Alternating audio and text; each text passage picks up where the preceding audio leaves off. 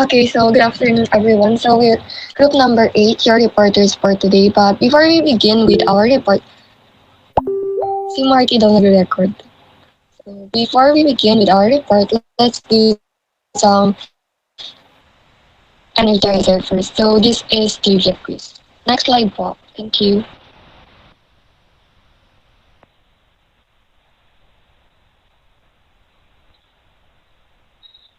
So the question is, Havana is the capital of what? So you can raise your hand or just type your answer in the comment section. Luis. Letter C po, Cuba. Correct. The next slide po. C. Cuba. Cuba, country of the West Indies, the largest single island of the archipelago, and one of the more influential states of the Caribbean region. Havana is the capital of Cuba that is known for its old architecture, vintage cars, and beautiful beaches.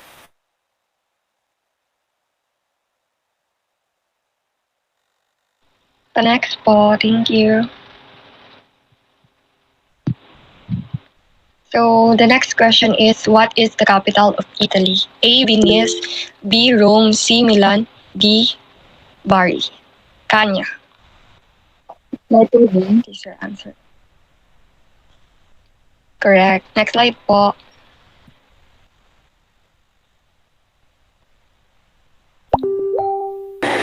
Rome, Italian and Latin is Roma. The Eternal City is the capital and largest city of Italy and the Lazio region. Rome was chosen capital of the country in 1870. Nowadays, it is one of the most visited cities in the world. Thank you. So, additional lang, kaya tinawag na internal city yung Rome kasi kahit daw anong years pa yung dumaan, parang hindi siya mawawala, hindi siya matitip. So, next question is, jeepneys are the primary modes of transportation in what country? A. America, B. South Korea, C. Spain, and D. Philippines. C. Sandra. Sandra.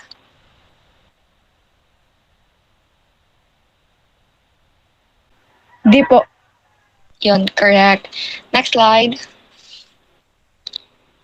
D. Philippines. Jeepneys, sometimes called jeeps, are the minibus like public utilities vehicle serving as the most popular means of public transportation here in the Philippines. They are known for their crowded seating, and jeepney have become a widespread symbol of the Philippine culture and arts. Next slide po. Thank you. So this is our next activity, open forum. So you have to be honest to yourself lah. Huwag kayong magda-diet. Tapos bali dito pa lang, gagawin nyo lang is you have to raise your hand kung relate kayo or ginawa nyo tong bagay na to. Ganun. Thank you. Next slide po.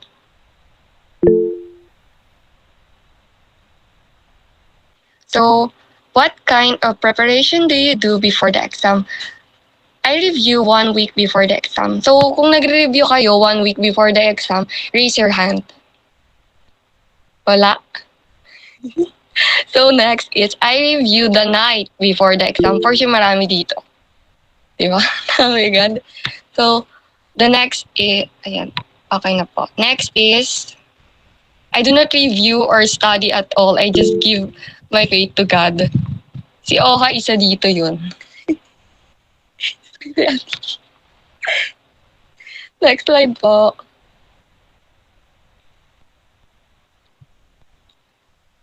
So, are you procrastinating school activity? Yes?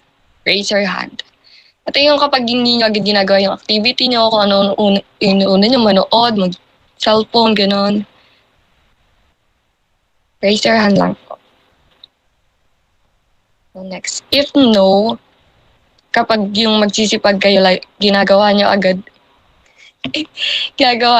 yung activity nyo, raise your hand. Taray nyo na sa sipag. Ginagawa nyo agad. Next po.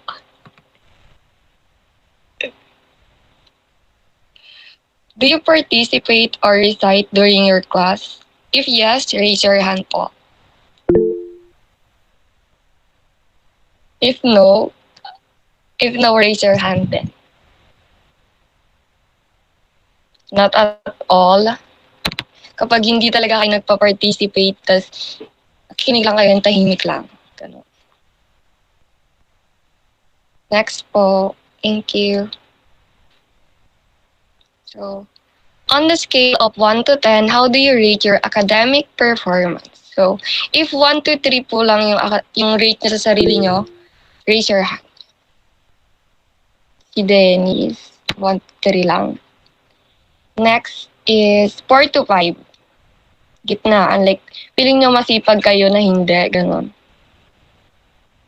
Wala. So, 6 and 8. Raise your hand po. Yan. Saktuhan lang, mga masipag. 9 and 10. Talagang masisipag na laging agad.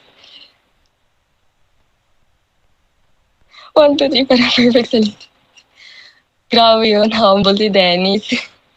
Next po. So, yung ginawa nyo kanina is related to our report. Mamaya i-explain siya. Pero, di ba nag-raise kayo kanina? So, magtatawag muna si Baron and then i-explain nyo kung bakit ganun yung mga answer nyo. Thank you. Baron?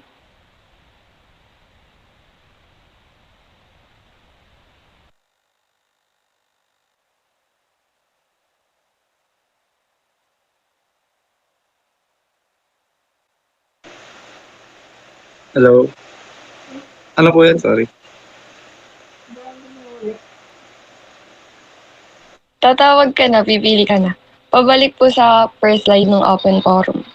Thank you.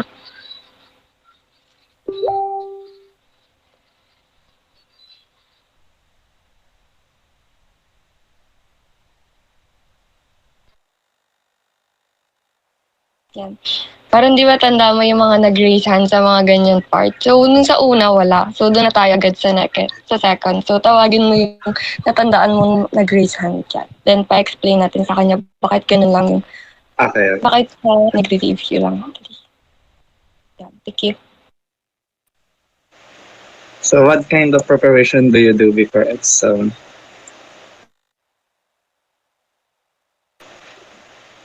First one, I review 1 week before the exam, or I review the night before the exam, or I do not review or study at all. I just give my faith to God. So raise hand kung sino dito. Need mag-open. Hindi na kapag raise hand na sila, bali tatawag ka na agad. Kasi kapag sinabi ko yun kanina, maano agad sila, hindi sila mag-raise hand. So, di ba, tanda mo din yung mga nag-raise hand. Nakita ko dun si Dennis nag-review the night before the exam. So, Dennis, bakit ganun? Bakit ka nag-review lang the night before the exam and not 1 week before the exam? Thank you. Sa tingin ko kasi kasi para mas stay siya sa brain ko. Mas effective siya na gawin before the exam mag-review. Pero sometimes reklamo sa sarili ko na ang dami. That is, yeah. Yan, sige. Thank you. Next po. Thank you for the wonderful question, guys. Next question po.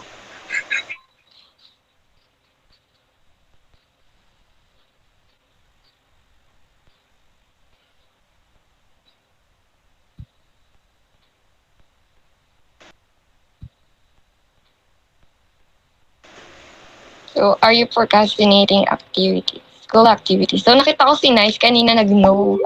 Nice, Luis. Pa-explain. Lagi ka ba agad gumagawa ng activities? Yes po. Charis. Hindi, para lang pag hindi agad madagdagan, ay pag may bagong gagawin, ganun, hindi matatabunan. Charis. Yun, sipag. Next po. Next. Do you participate or recite during your class? So, si Rosana nag-yes kanina. Rosana, pa-explain. Lagi ka po bang nagpa-participate sa class? Actually, Talaga? lahat, niraisan ko. Kaya, Pero depende sa mood and topic talaga siya.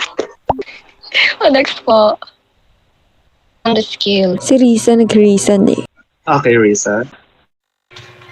6 to 8 lang kasi di ko alam, di ko pa binibigay yung, ay hindi, tamad na ako mag-review pa. Ayun. Ayun lang. Thank you. Si Risa lang yung tamad mag-review pero mataas yung score. Next po. So, moving on to our topic, which is value and image improvement. So, this module, we will talk about the values and moral etiquette of a person. And also, in here, you will learn to develop your personal attitude. So, first, next po. So, what is self-appraisal? So, what we did earlier is kind of related to this. So, a self-appraisal is So what is self-appraisal nga ba? A self-appraisal is an act or process of examining your own qualities, success, or needs in order to judge them or to assess them. So kanina, di ba, nag-rate kayo and nag-analyze kayo kung ano yung mga usually ginagawa nyo. Pero yung ginawa natin is about sa, academic. So, eto naman, self-appraisal is on the job naman po siya. Yung rate nyo or yung job performance nyo overall. So, appraisal is an act or process of examining your own qualities nga during your work or even self-appraisal is the thing or the assessment that the company usually use or do in order to know and understand the employee more. Because in self-appraisal, employees are given a chance to examine their own performance and determine their strengths and flaws during this process or this examination. It's allowed them to reflect and know more about the things that they do, or what are their improvements, what are their strengths, weaknesses, what are their progress at work. So, to make it simple na lang, so self-appraisal is a process where an employee evaluates their performance, whether they improve or not, succeed in order task or work. So, tayo mas nag-improve and ano lang yung mga limitation na kaya natin gawin sa trabaho natin. Okay. Next po. So, a self-appraisal is an effective self-performance review which can be used in internal part of performance appraisal. So, in this, during a self-appraisal, an employee will identify their accomplishment, weakness, and progress, kagaya ng sinabi ko kanina. So, employees are given a chance to examine their performance and determine. Also, they can compile or put a record of all their achievements for the year in their works. Tapos, in here din, mas nakikilala nila or mas nalalaman talaga kung ano ba yung mga trabaho ginagawa nila. Kung ano bang progress or development yung nagagawa nila sa trabaho nila. Kung na-accomplish mo ba yung proposal mo, na-implement mo ba na maayos yung work mo, tapos na-succeed mo ba at na-please mo ba yung mga, yung boss. Tapos, dito, mas ma-identify natin yung progress natin. Kasi, di ba, tayo naman talaga yung mas nakakaalam compare sa progress natin, compare sa mga boss natin or sa mga other coworkers natin. Kasi madalas, sila minsan, akala nila wala tayong ginagawa or hindi natin natatapos or hindi natin nagagawa ng maayos ang trabaho natin. But in fact, nagagawa naman talaga natin siya. Slow sometimes, but it will succeed din naman. So, self-appraisal, mas malalaman natin and mas maiintindihan natin yung work performance natin. And that's, so the purpose pala. So the purpose of a self-appraisal, whenever a traditional performance review can claim an employee's sense of control or autonomy, self-appraisal seek to do the opposite. It gives the employee full control over the assessment of their performance or allow them to weigh in on it. So, in this self-appraisal kasi, like what I said earlier, it make us know more about ourselves, like on how we act nga. Tapos, in here, we have control and access to what kind of improvement we do. But this self-appraisal also help the manager and supervisor to see an employee's unique point of view on how to give more complete understanding of employee career and progress of their own development. Kasi what are the things that they really did or improve on while they are on work. Next slide po. Ayan, next reporter na po talaga. Thank you. So, good afternoon. Values and morals. Morality is the foundation of every human society. Without civic morality, communities perish. Without personal morality, human survival has no value. Every culture admits the value standard of behavior. When the moral foundation of a nation is threatened, then society itself is threatened. That is the foundation of every human society. Set or value of standards and principles that enable us people to live cooperatively. Without it,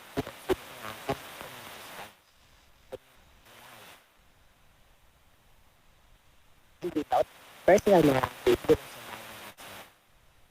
personal morality values which makes a person responsible.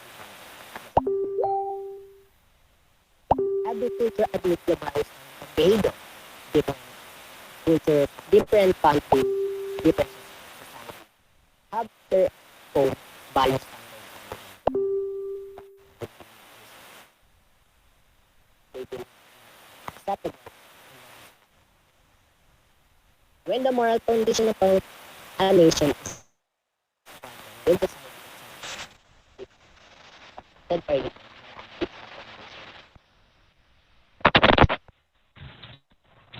morality is the foundation of every human society. So if it is threatened, then us in the society will be threatened also. Next po. Yan. Values and morals defined. Values is a collection of guiding, usually positive principles. They are what one deems to be correct and desirable in life, especially regarding personal conduct. So values are the collection of guiding. These are the directions we follow. So, and also what we believe is desirable and correct. Ito yung mga pinaniniwalaan natin o tingin natin is tama o katanggap-tanggap para sa atin, para sa sarili natin. Ito yung values. Values natin, sa sayo yun. Nasa sayo yun kung ano yung pinaniniwalaan mo, kung ano yung katanggap-tanggap para sa'yo. So, morals naman is, it pertains to or are concerned with the principle or rules of right conduct with a distinction between right and wrong. Itong morals naman po, ito yung magsasabi kung ito naman po yung paniniwala mo sa mga actions or bagay-bagay sa mundo kung ito ba ikang tanggap-tanggap, tama o mali para sa'yo. Next po. Yan. Respect and reverence. A good citizen acts respectfully towards his fellow men because it is by giving respect to others that we are respected. By giving respect, we demonstrate that we are humans with proper breeding and etiquette.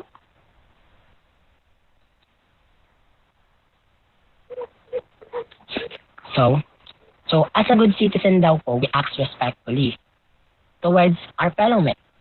We respect others that we respected. And also, we respected them because we believe they are respecting us also.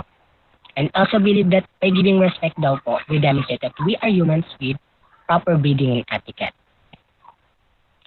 Next po.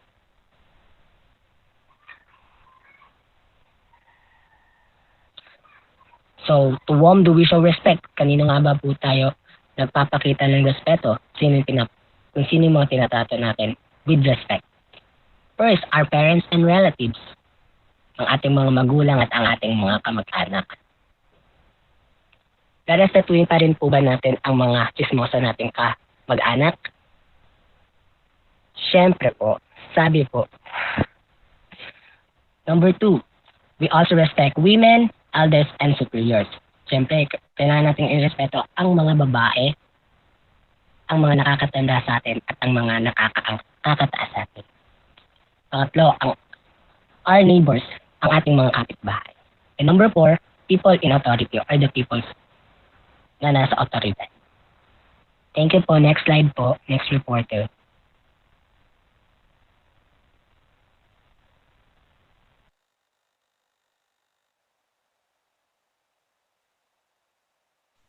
Punctuality and promptness. Next slide po. Make sure that your clock time has synchronized. So, dito, kailangan mo siguraduhin na yung oras mo ay nakasynchronize sa katawan mo. So, consider distance and travel time on your meetings.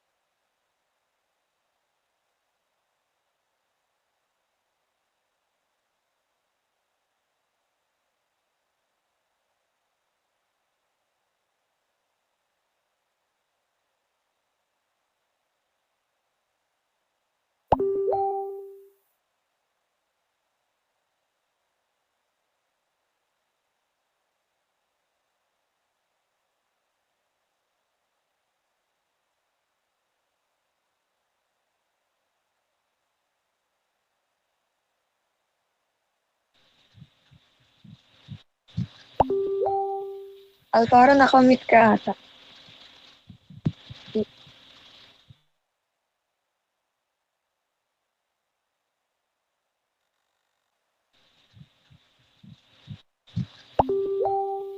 Alvaro, nakamute ka ata.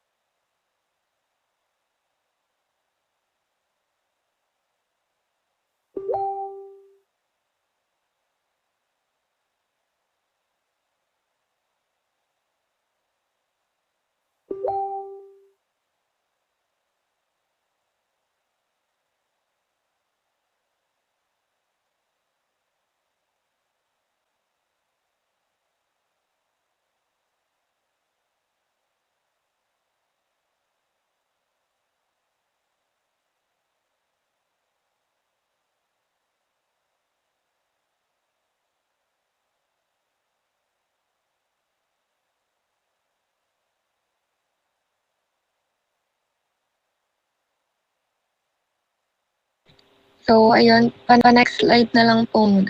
Next reporter po muna. Habang hinihintay po natin maayos yung net ni Alvaro. Next po, thank you.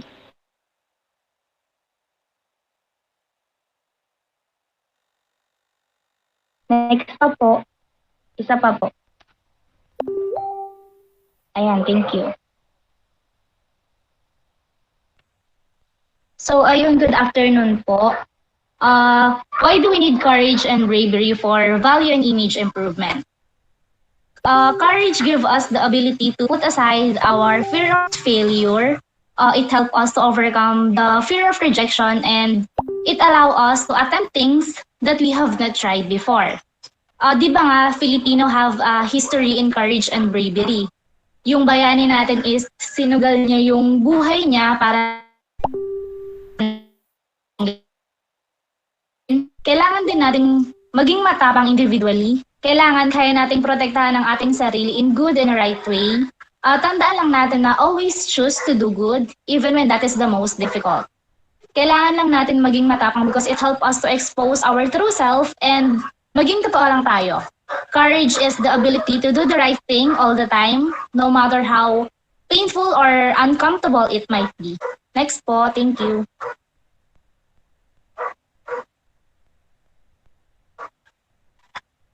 Look better to yourself. Meron talagang mga times na hindi natin may iwasan na ikumpara yung sarili natin sa iba. But remember na meron tayong iba't ibang paraan kung paano tayo mag-grow physically. Alagaan and mahalin lang natin yung ating sarili and mag-glow talaga tayo from within.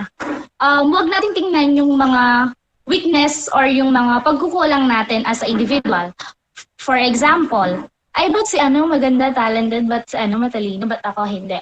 Sabi nga ni Catriona, you will see the blessing that you have if you always comparing yourself to other people. Basta learn to accept who you are lang and let go all of your self-doubt and your confidence will improve and will make better life choices.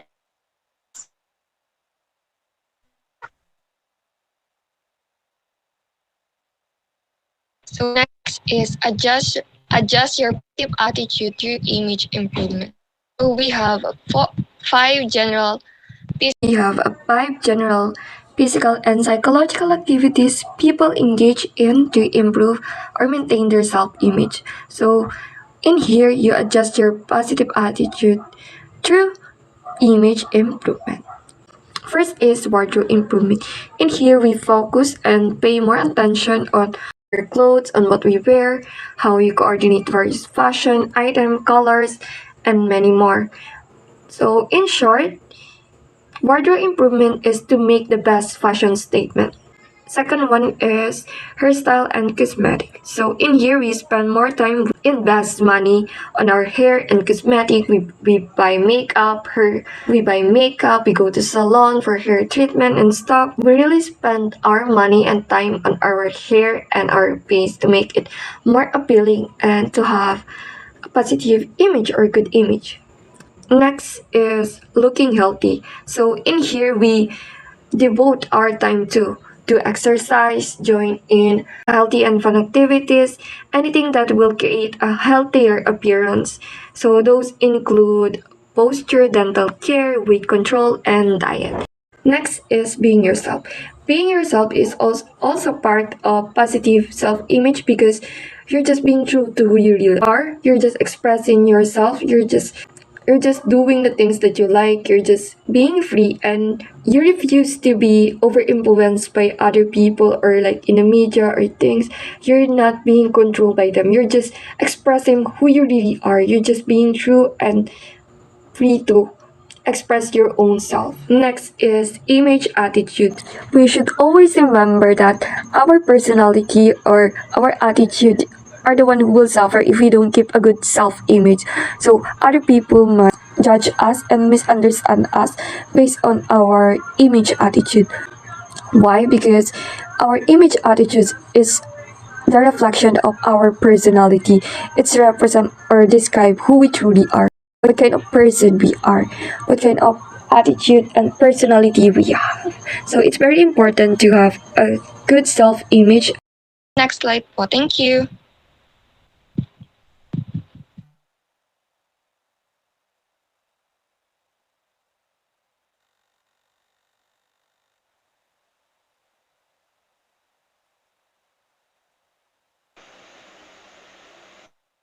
Hello, good afternoon. So, yun nga.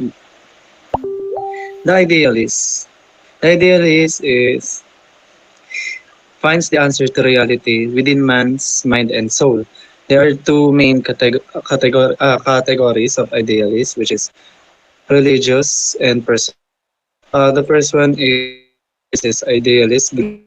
So, alam naman natin yan na God is the answer to reality.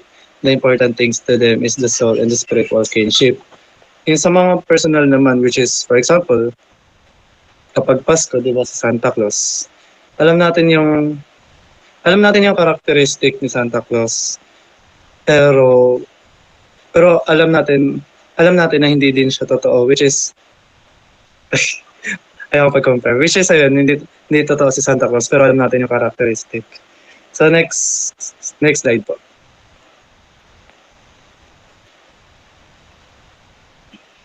The pragmatists looks for the meaning in their bearings and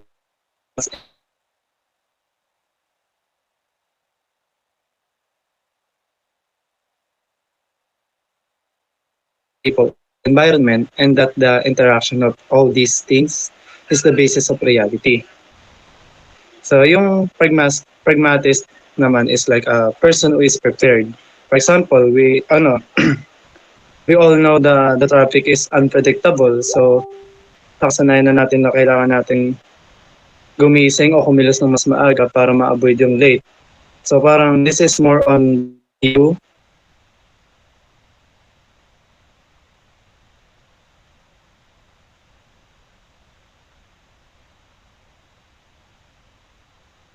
It makes sense naman. So yun lang. Ayun ko sa dalawa.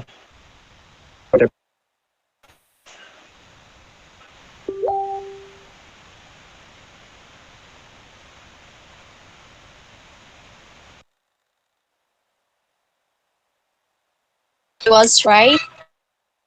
Philosophy must be respected, and what he the philosophy more understandable. If one can do this, his ability to get along with people and consequently his chances of improving his own personality would be greater. Yan.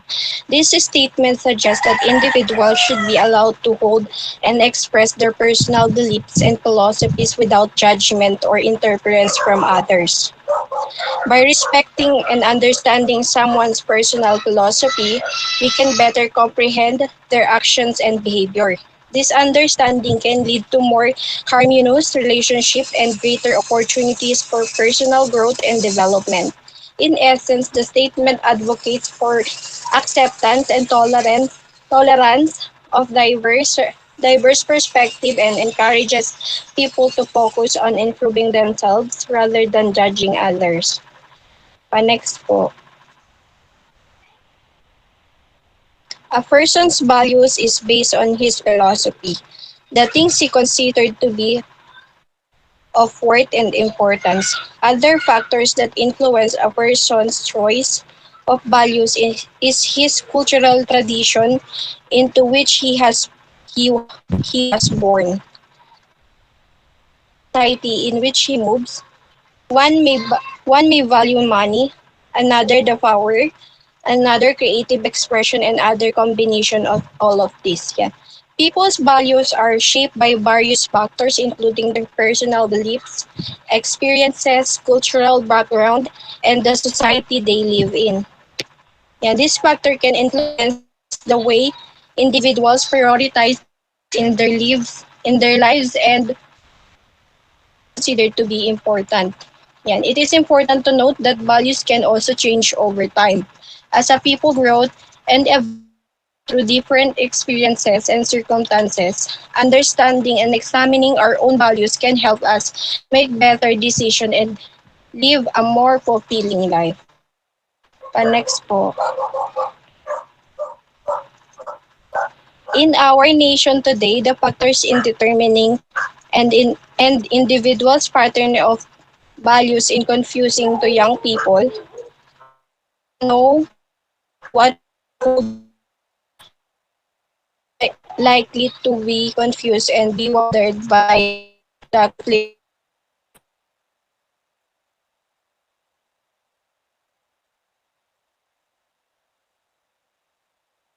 with many conflict set of values. Values are beliefs or principles that are important in decision making. They are shaped by a variety of factors, including our upbringing, cultural background, religions, beliefs, personal experiences, and different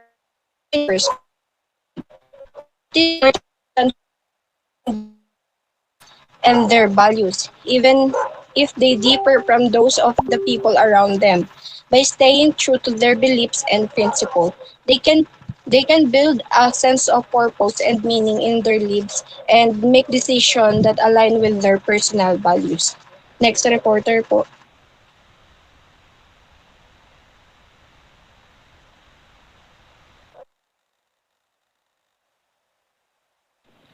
So, ayun. Thank you po. Pabalik na lang po dun sa part ni Alvaro. Thank you.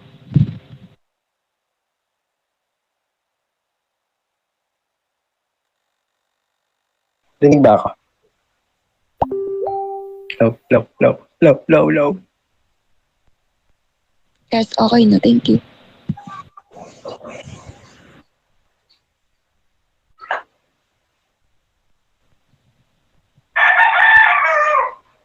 Yan po, thank you. Thank you. So number 2, consider your distance and travel time for your meeting. Wait. So dito, dapat kailangan mong i-consider yung distansya mo or yung oras mo dun sa pupuntahan mo na nag-meetingan niya. So next is, make it a habit to check your schedule for the next day. So ugaliin dapat na check lagi yung schedule mo para sa susunod na araw bago ka matulog. So consider creating a planner. So alam niyo na to guys. Yun. Next po. So obedience. As a good citizen must learn to be obedient whenever possible and necessary. So next slide. So cooperation, a good citizen is always ready to help and cooperate with other members of society. So itong obedience, cooperation is a core life skill and can be defined as the act of working together to get something done for a common purpose or to achieve mutual benefit. Patriotism and nationalism. Patriotism refers to one's country, while nationalism refers to one love or his country. So itong patriotism refers to devotion to a particular place and involves social conditioning and personal opinions. So itong nationalism involves national identity and a superior spirit of nation. So yun lang. Thank you.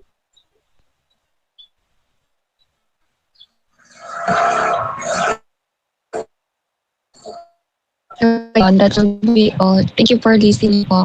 Next. Pero ano po, gawa na lang po mo ng bagong